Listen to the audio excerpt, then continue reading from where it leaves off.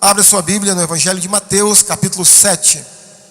Vamos ler do versículo 1 ao 5 de Mateus 7.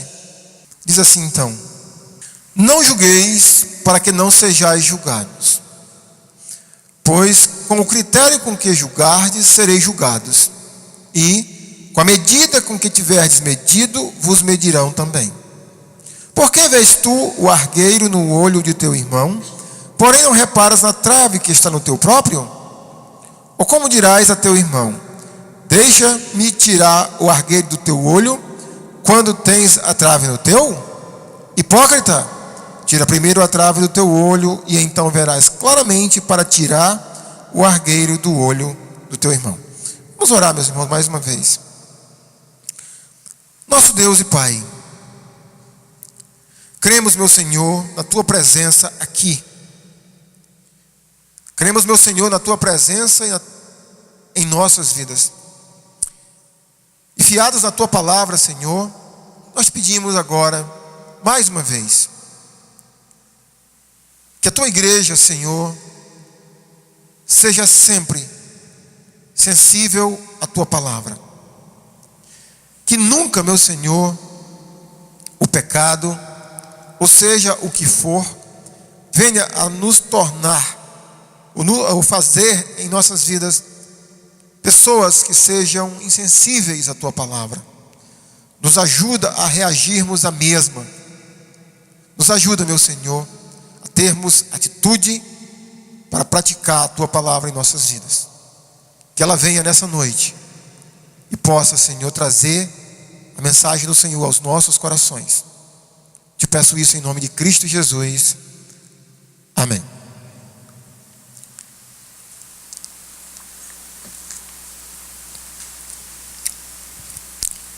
Meus irmãos, durante o período ou tempo que eu tenho de uma vida com Jesus Cristo, uma conclusão que eu cheguei por observar algumas coisas é que a igreja de Cristo precisa de ajuda. Nesses 22 anos de cristão que eu tenho, eu fiz parte de duas igrejas. A primeira igreja batista de Cruzeiro do Sul e a igreja batista Memorial. E basicamente, por que eu lhes digo isso? Que a igreja precisa de ajuda. Porque por, entre aspas, melhor ou pior que a igreja esteja, é muito comum em todo ciclo, ou quase todos os ciclos de conversa entre irmãos, conversa vai, conversa vem, e quando a gente pensa que não, nós estamos tratando dos problemas da igreja, das carências da igreja, aonde a igreja precisava ou precisa melhorar, o que a igreja deixa ou não deixa a desejar. Então, por causa disso, é que eu lhes afirmo que a igreja precisa de ajuda.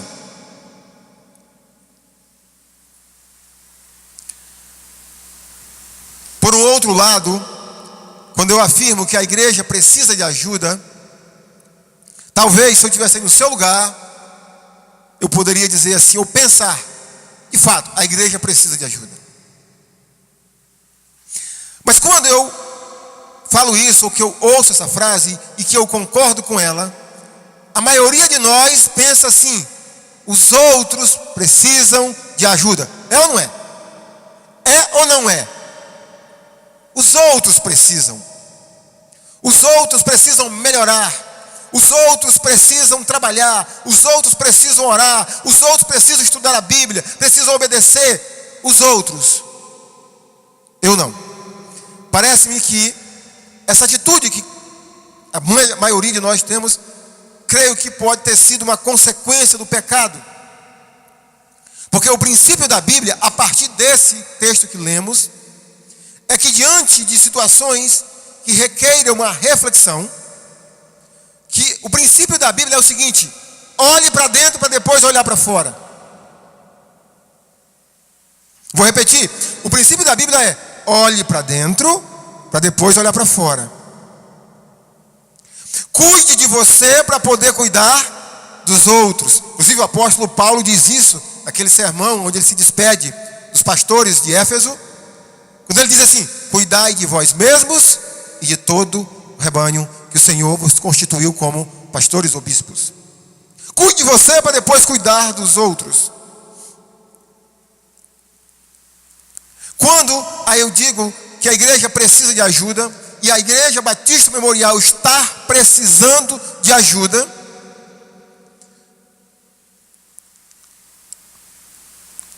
se você estiver antenado comigo, você pode perguntar assim: mas o que é que eu posso fazer? O que você pode fazer para ajudar a sua igreja? Mas novamente, a nossa tendência é de olhar para os outros. Mas a pergunta correta é: o que eu posso fazer na minha vida, para que a partir da minha vida eu possa abençoar a minha igreja e naturalmente as pessoas que estão mais próximas de mim? O texto de Mateus, que nós acabamos de ler,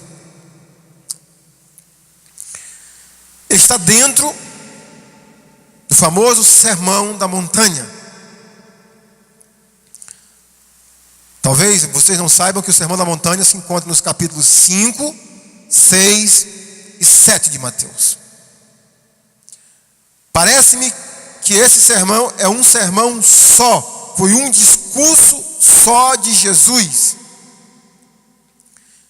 E ao afirmar isto, quando nós olhamos especificamente esta passagem, encontramos uma ou outra. Esta passagem parece-me, irmãos, para esse Sermão da Montanha, quando a gente chega num ambiente mobiliado, ou um ambiente decorado, que é uma palavra mais adequada, e a gente começa a olhar as coisas, coisas que fazem parte da mobília, tudo combinando, cores combinando, os móveis combinando, os quadros, tudo que tem numa sala, numa casa, num lugar específico, tudo está combinando. Essa passagem, esses 5 versículos, parece um quadro que está numa sala, e a gente olha para todos os móveis, outros adereços que tem ali, combinando, mas a gente olha para essa passagem e a gente se pergunta: com que essa passagem está combinando com o todo do Sermão da Montanha? Quando nós olhamos os versículos que antecedem Mateus 7, 1 a 5, parece não haver nenhuma conexão com o texto que vem a seguir, com a afirmação de Jesus, dizendo-nos para não julgarmos. Mas há, pelo menos, irmãos, dois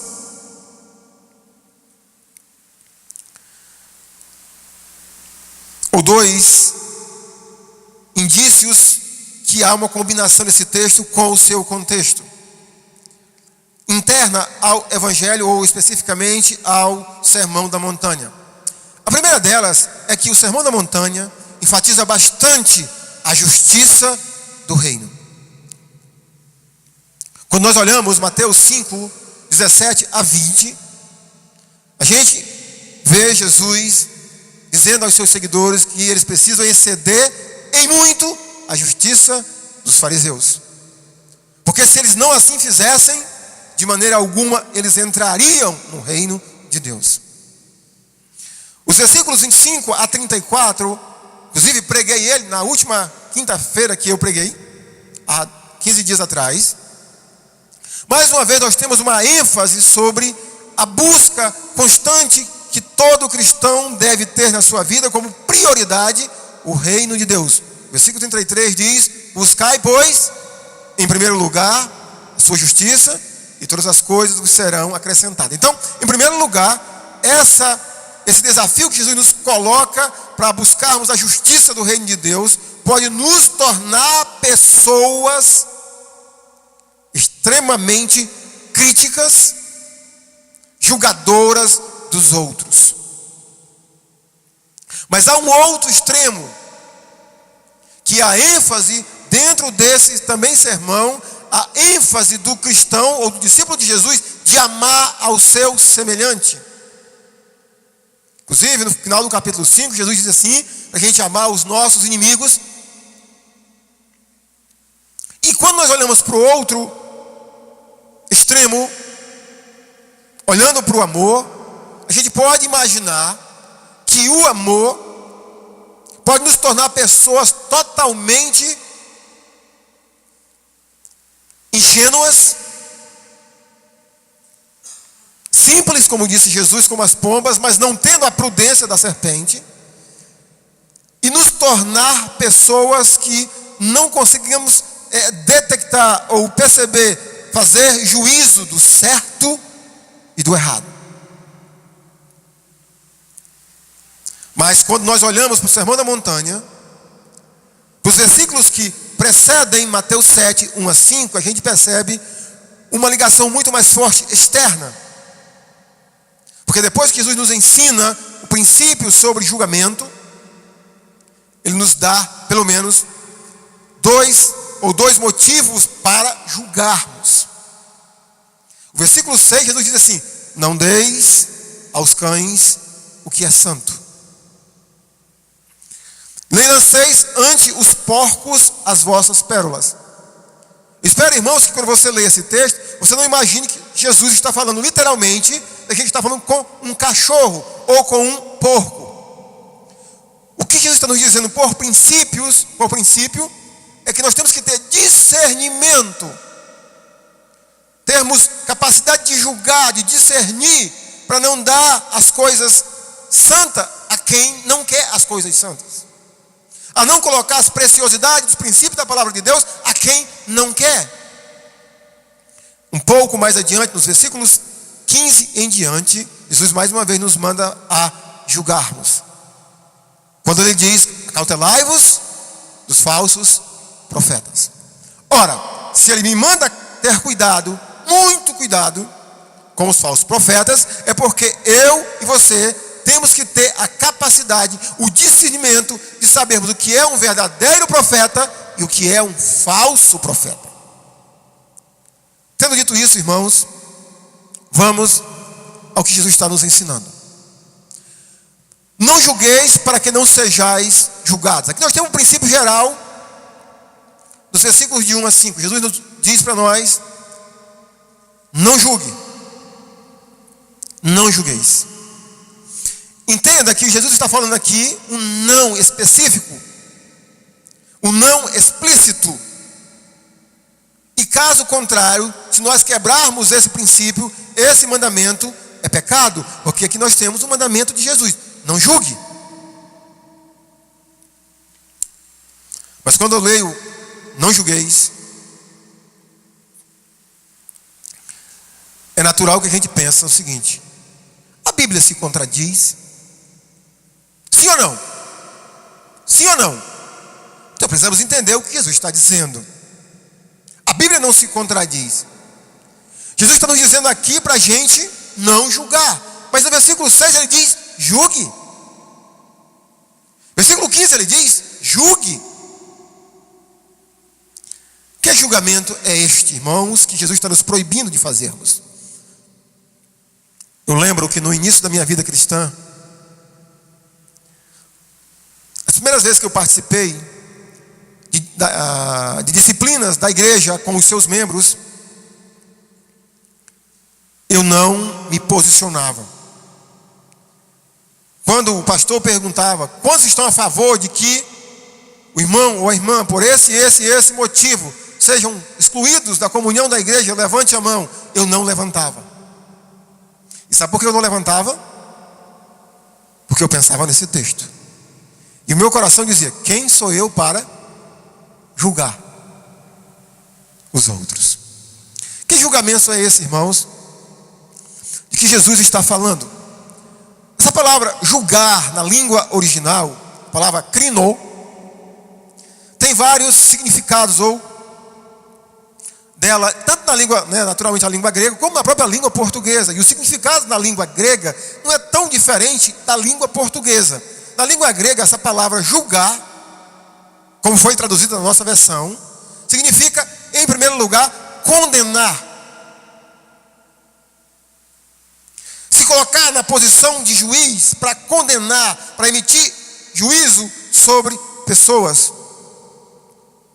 Mas também significa discernir, avaliar, ponderar. O Novo Testamento nos dá pelo menos uns 7 textos falando sobre essa palavra ou esse conceito de julgar ou não julgar. Eu vou citar, não tenho tempo de ler, mas nós temos a primeira referência, 1 Coríntios capítulo 5, do versículo 1 ao 13, o apóstolo Paulo está tratando, inclusive, um caso de disciplina na igreja, daquele jovem que tinha um envolvimento com a sua madrasta. E por várias vezes ele diz assim: eu estando ausente em espírito, mas ausente em corpo, mas presente em espírito, eu já sentenciei. Opa! Mas Jesus falou para não julgar, e Paulo diz: eu já sentenciei. Que tire do vosso meio quem tamanho ultraje praticou. Os versos 8, 9, Paulo diz assim: alguém está entre vós que diz ser irmão e andar em adultério, em mentiras, em roubos, em fornicação, em série de pecados. Paulo diz assim: não era para estar no nosso meio. Como que vocês querem julgar as coisas de fora se vocês não julgam as coisas de dentro? Novamente, Paulo está nos dizendo: vocês precisam julgar esse fato. Que fato é esse? Fato de falsos irmãos. Paulo diz: alguém dizendo-se irmão. Então, 1 Coríntios 5, versículo 1 a 13, nos ensina a julgarmos para tirar do nosso meio falsos irmãos. Um outro texto, 2 Coríntios 11, 14, Paulo está falando sobre a capacidade de Satanás de se transformar em anjo de luz. E ele diz assim, que os falsos apóstolos, assim como o seu mestre, fazem a mesma coisa. Portanto, Paulo diz assim: julgue entre verdadeiros apóstolos e falsos apóstolos. Julgue. O terceiro texto, Filipenses 3:2, Paulo usa a mesma palavra que Jesus usa em Mateus 7:15. Acautelai-vos dos cães, acautelai-vos dos falsos obreiros, acautelai-vos dos falsos profetas. Mais uma vez, acautelai-vos. Tenham cuidado, tenham discernimento. 1 João 4:1, o apóstolo João nos ensina a julgarmos os espíritos. Gálatas 1:8 e 9, Paulo nos manda julgarmos entre o verdadeiro e o falso evangelho. E ele disse: alguém, mesmo que um anjo descido do céu, vos pregue outro evangelho que vai além desse, seja o quê? Maldito. E 1 Tessalonicenses 5:21, o apóstolo diz: julgai todas as coisas, mas avalie todas as coisas e retenha o que é bom. É natural que a luz de 1 Tessalonicenses 5:21 é como a minha mente, a sua mente fosse um filtro.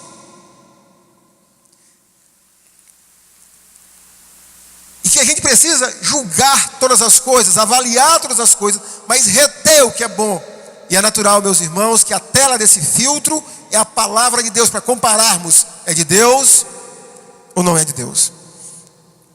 E quando nós olhamos o versículo 5 do texto que lemos, observe que Jesus não proíbe o julgamento. Ele diz assim: hipócrita, tira primeiro a trave do teu olho, e então verás claramente para tirar o argueiro do olho do teu irmão. Tendo dito tudo isso, meus irmãos, o tipo de julgamento que Jesus está se referindo, só pode ser, em primeiro lugar, a um julgamento quando o indivíduo se coloca na posição de Deus, como árbitro. Que parece-me que esse indivíduo, ele não condena o ato, ele condena a pessoa. Tiago, meu irmão de Jesus, fala isso em Tiago 4, 11 e 12. Ele diz que quando eu falo mal do irmão, eu estou falando mal da lei. Eu estou me colocando na posição de Deus. O apóstolo Paulo, em Romanos capítulo 13, versículos 10 a 13, ele diz quase que a mesma coisa. Quem és tu que julgas o servo alheio? Entendendo que um dia todos nós estaremos diante de Deus e seremos julgados por Deus. Então parece-me que, em primeiro lugar, o que Jesus está proibindo aqui é um julgamento que no versículo 2 ele diz, ele usa a palavra critério, é um julgamento sem critério. Talvez o julgamento por minhas preferências e não pelo critério da palavra de Deus. Mas em segundo lugar, o julgamento que Jesus está proibindo aqui é o espírito de criticidade, de criticar, de olhar para os outros e de criticar ações, jeitos, aonde a Bíblia não se posiciona, de onde a Bíblia não fala.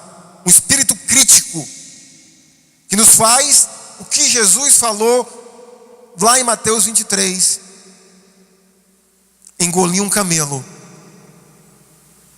e coar o mosquito.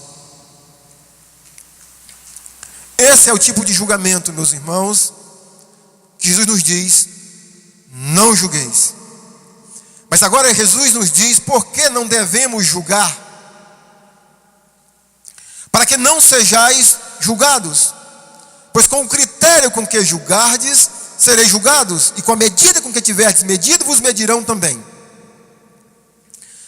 Quando eu li esse texto, versículo 2, a compreensão que eu tinha dele era o seguinte: se eu julgar um irmão, uma irmã, uma pessoa de maneira inadequada, de acordo com como Jesus me instruiu aqui, se eu criticá-la sem motivo, se eu me colocar na posição de juiz da vida dela, outras pessoas vão me julgar também da mesma maneira. A famosa frase: o mundo é redondo, o mundo dá voltas, e uma hora que eu estiver julgando, uma outra hora eu vou estar sendo julgado por outras pessoas. Mas não é isso que o texto está dizendo. O que o texto está nos dizendo, o que o texto está dizendo, é que se eu julgar da maneira conforme explicada, aí vem o duro: Deus me julgará também. Vou repetir: Deus me julgará também. Se você continuar desobedecendo, se eu continuar desobedecendo, emitindo juízo temerário sobre as pessoas, Deus fará isso comigo. E isso me cria uma certa dificuldade de compreensão. Por quê? Porque se eu julgo usando critérios errados,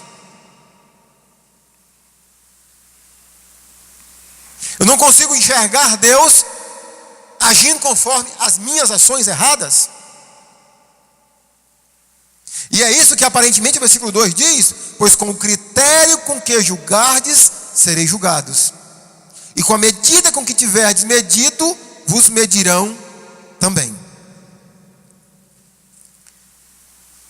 Se cria problemas olharmos dessa forma. A melhor maneira de olharmos o versículo 2, meus irmãos, é olhar como um princípio geral, como um provérbios dos dias de Jesus, que ele está dizendo assim: se você julgar, Deus vai julgar você também. Ou seja, no dia que eu estivermos na presença de Deus, Deus vai pedir contas. Não conforme o meu erro, mas conforme a sua justiça, porque Deus é reto juiz. Tendo dito isso, meus irmãos, fazer uma paradinha para voltar à introdução da nossa mensagem. Julgar pessoas não é o meio pelo qual eu e você podemos ajudar a nossa igreja. Pelo contrário, por meio dessa atitude, nós só traremos mais problemas para a igreja. Porque isso emite falta de amor. Porque isso denota uma atitude, no mínimo, mesquinha, de alguém desprovido de misericórdia, de graça. Por meio do julgamento, por meio de olhar para fora, de olhar para o outro e só enxergar os problemas dos outros, nós não poderemos ajudar a edificar a igreja do Senhor Jesus, na qual nós estamos fazendo parte. Deus nos plantou aqui. Mas agora, a partir do versículo 3, Jesus nos diz como nós podemos fazer isso.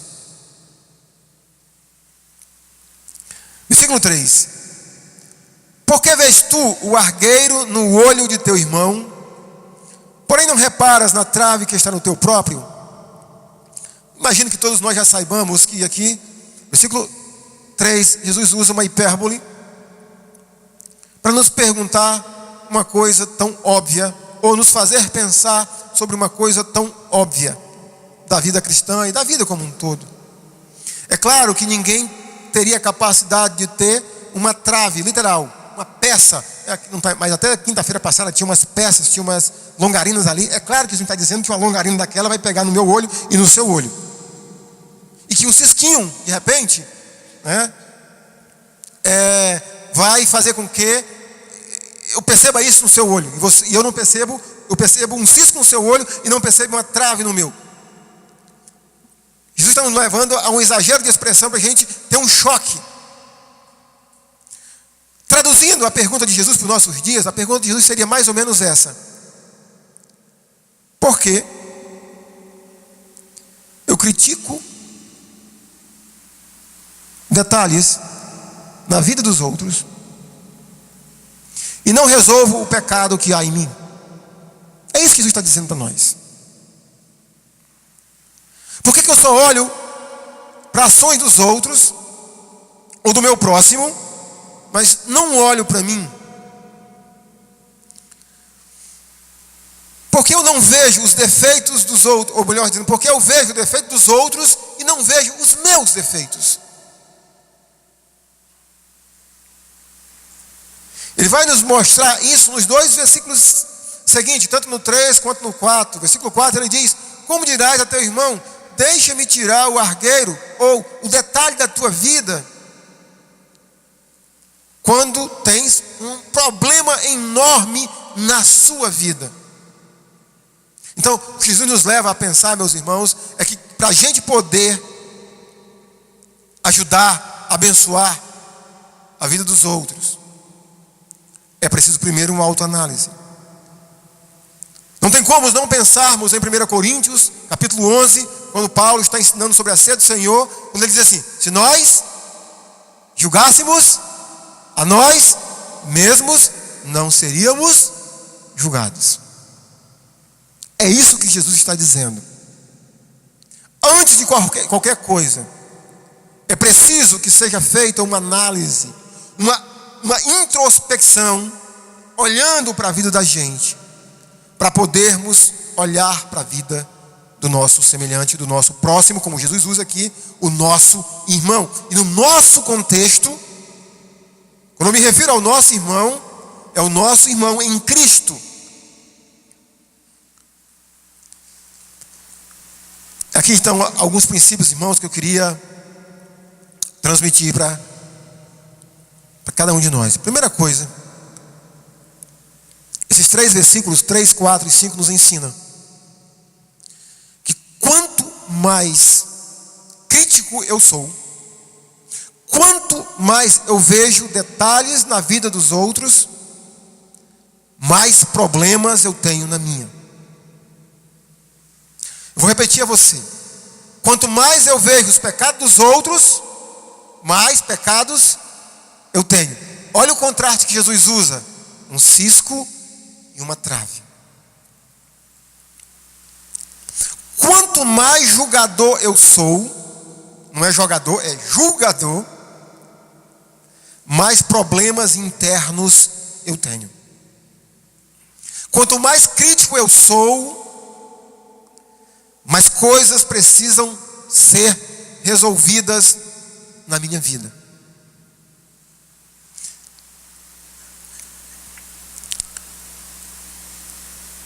Um segundo detalhe é que eu preciso olhar primeiro para mim, antes de olhar para o meu próximo.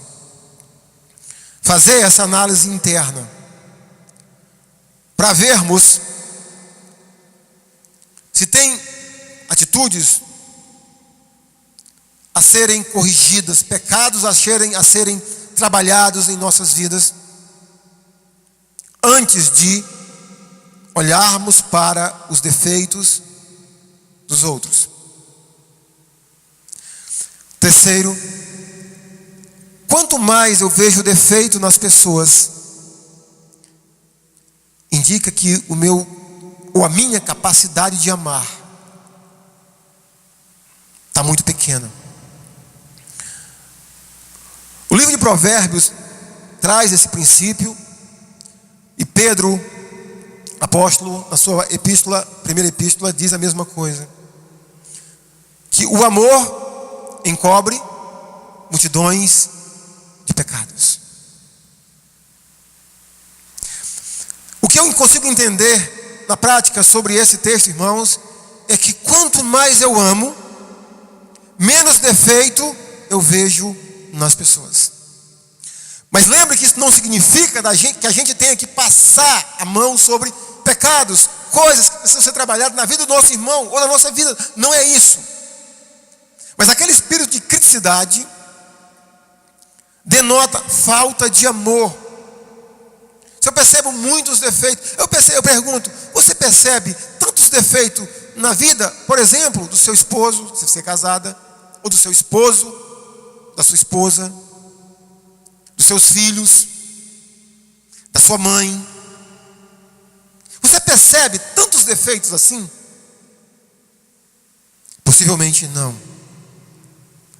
Então, irmãos, em terceiro lugar, quanto mais eu vejo defeito na vida das pessoas, quanto mais eu fico procurando cabelo em ovo, denota uma atitude farisaica, desprovida de amor, de graça, que nos afasta das pessoas por nos aproximarmos dela ou olharmos para ela e ficando avaliando a vida dela, os detalhes da vida dela. Em quarto lugar, eu não posso ajudar as pessoas sem antes tirar a trave da minha vida. Às vezes, meus irmãos, acredito, eu tenho extrema dificuldade de acreditar que isso existe na igreja.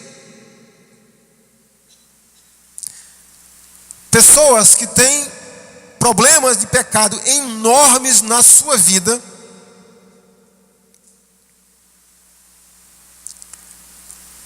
e que mesmo tendo esses problemas enormes de pecado na sua vida, eles não conseguem parar de olhar para a vida dos outros. Algum tempo atrás eu estava num velório e tinham dois irmãos, tinham vários irmãos nesse velório. E um deles estava bem distante de congregar, não estava congregando.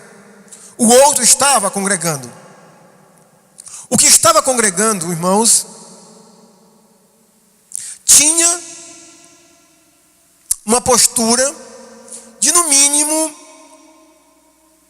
jogar indiretas para mulheres. E ele é casado. De insinuar conversas, Facebook, por exemplo, deixando ali umas dando margem para, no mínimo, sendo bem positivo, para insinuar namoro com mulheres que não é a sua. O outro parece que também tinha o mesmo problema. O outro que não estava congregando.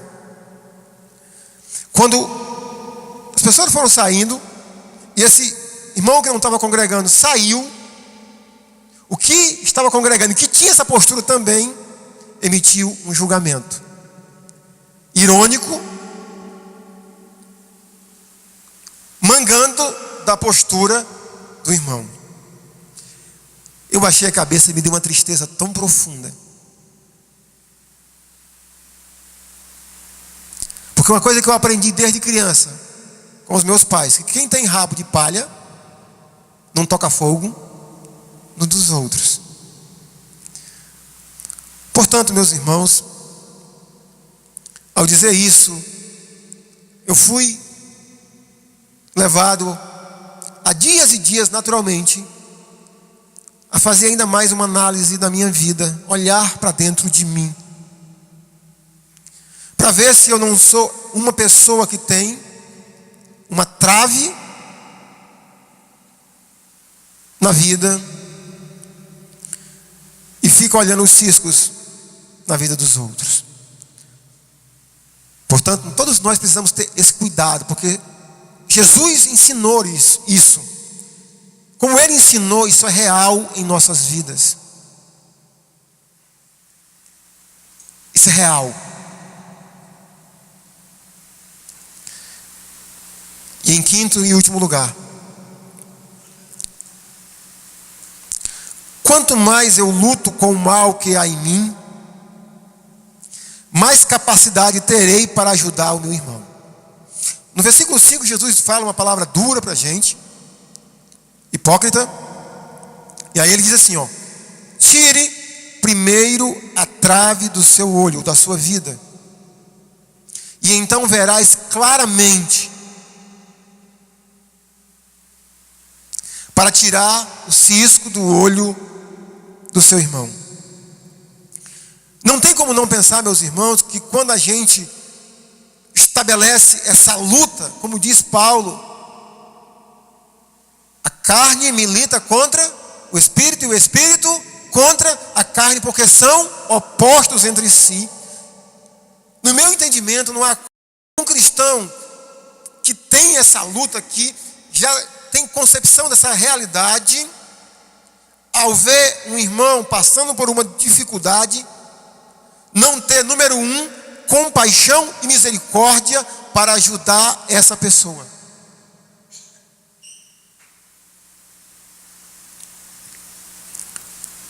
Eu imagino, irmãos, que as pessoas mais preparadas para lidar com quem é dependente químico seria quem já foi dependente químico. Mas não é. Uma vez, a minha madrasta, ela morreu bêbada. Ela era alcoólatra. Depois da morte do filho dela, o mais velho, morreu acidentado, E uma vez, e essa minha madrasta, ela cuidou muito de um dos meus irmãos, por parte de pai e mãe, que ele era alcoólatra. De trocar a roupa dele, dormindo, bêbado, na cama. E um dia meu pai me contou isso. E depois que esse meu irmão saiu do vício do alcoolismo, um dia eu vi ele indignado com ela, porque ela não fazia o mesmo.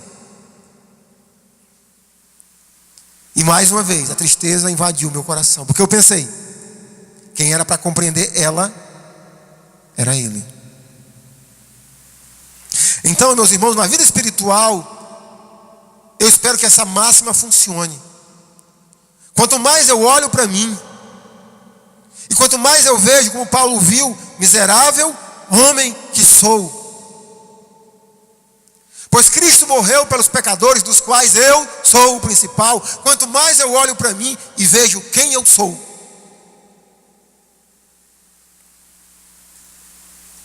isso me concede misericórdia, graça para poder olhar para você e ver claramente para poder ajudar você. Se você estabelece essa luta na sua vida, de sempre olhar para você, você vai estar apto, capacitado para tirar os ciscos dos olhos de cada um dos nossos irmãos.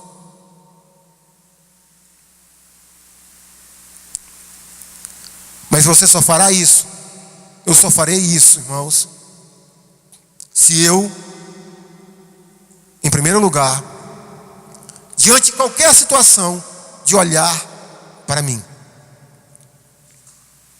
O que é que eu estou fazendo? O que é que eu posso fazer mais?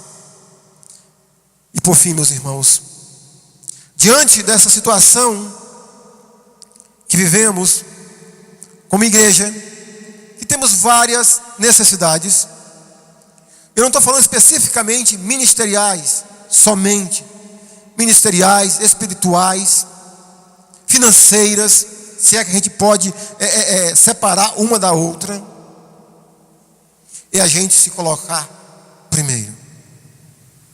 O que é que eu estou fazendo? No que é que eu posso contribuir, edificar? No que é que eu posso ajudar? Mas primeiro, a mim. Olhando para mim, para depois olhar para fora. E em segundo lugar, dobrar o joelho e orar. Eu queria agora convidá-los, inclusive, a fazermos isso nesse momento. Se você puder ficar em pé, vamos orar.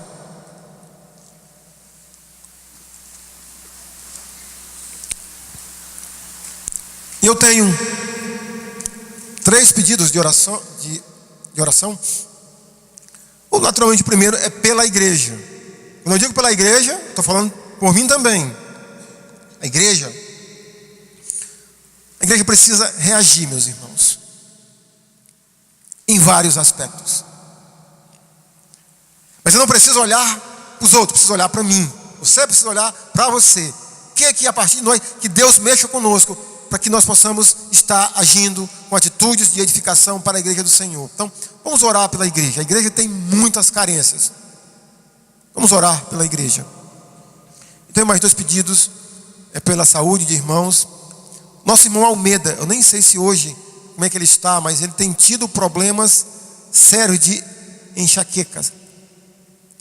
Diz ele que está uma coisa bem constante. Não consegue encontrar um médico, um especialista na área.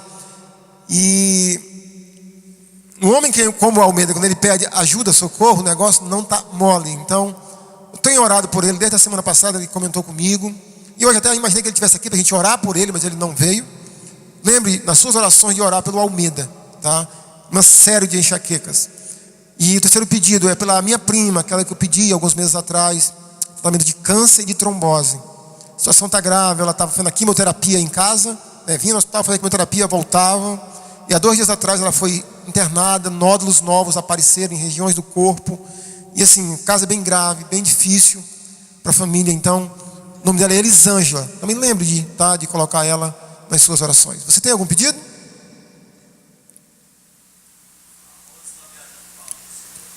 Ok, irmã Rose, tratamento, né, pastor? Que ele está viajando a tratamento para Goiânia. A Rose e a Lúcia. Então vamos orar pela nossa irmã. Daniel está pedindo oração, Enem. Então vamos orar pela turma que vai fazer Enem no domingo, nesse domingo agora e no outro que virá. E assim, filho, eu tenho orado assim, que Deus ajude a você a lembrar de tudo aquilo que você estudou. E que se for a vontade de Deus, Deus abençoe, né, para que você faça aquele curso que você quer fazer. Vamos orar então, meus irmãos. Nosso Deus, mais uma vez te louvamos e te agradecemos pelos teus ensinamentos, pela tua palavra que nos vem, que nos confronta. Que ela seja para nós, meu Senhor, como disse o salmista no Salmo 119, versículo 105, luz para os nossos pés e lâmpada para o nosso caminho. Que sempre a tua palavra seja isso para nós, Senhor. E agora eu te peço, meu Deus, que a palavra que foi trazida nessa noite tenha vindo ao encontro de cada coração. Que o Senhor tenha falado conosco. Que o Senhor nos ajude também, meu Senhor, a exercitarmos a colocarmos em prática esse exercício de sempre, Senhor, como cristãos que somos, de olharmos para nós, de pedirmos o Teu Espírito que habita em nós, fazer um escrutínio em nossa vida. E sempre, meu Senhor, diante do Teu altar, levarmos as nossas dificuldades, colocarmos diante de Ti, meu Pai, as nossas carências, as nossas faltas, para que o Senhor tenha misericórdia de nós e nos faça cada dia mais semelhantes a Cristo. Mas nos ajuda também, meu Deus, a termos uma atitude também proativa para com os nossos irmãos. E a partir de uma mudança causada e gerada em nós, a gente possa também, Senhor, ser instrumento de bênção na vida de outros irmãos e irmãs. E por meio disso a Tua igreja seja edificada, meu Senhor. Nos ajuda. Eu quero apresentar diante do Senhor o nosso irmão Almeida, esse problema de doença que ele vem enfrentando, que o Senhor seja com ele, que o Senhor o ajude, que o Senhor lhe cure em nome de Jesus. Também te peço pela minha prima Elisângela, esse momento tão difícil que ela está vivendo, meu Senhor. Ó Deus, seja com ela, visita ela, dá força para ela, Senhor, em momentos tão difíceis da vida. A ajuda, seja com a sua família, com os seus filhos, com a sua mãe, com o seu pai, seus irmãos, ajudando eles nesse momento tão difícil.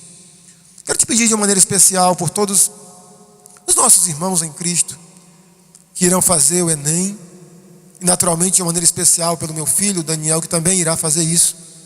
Que o Senhor o ajude, o abençoe, lhe ilumine a mente, para que ele lembre, Senhor, de tudo que ele aprendeu, de que tudo ele estudou durante toda a sua vida escolar, mas especificamente esse ano de pré-ENEM, de terceiro ano. Que o Senhor o ajude, a ele e todos os outros jovens que irão fazer.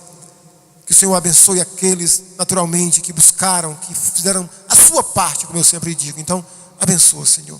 Mais uma vez, abençoa esta igreja. E nos ajuda, meu Deus, a reagirmos em nome de Jesus. Amém.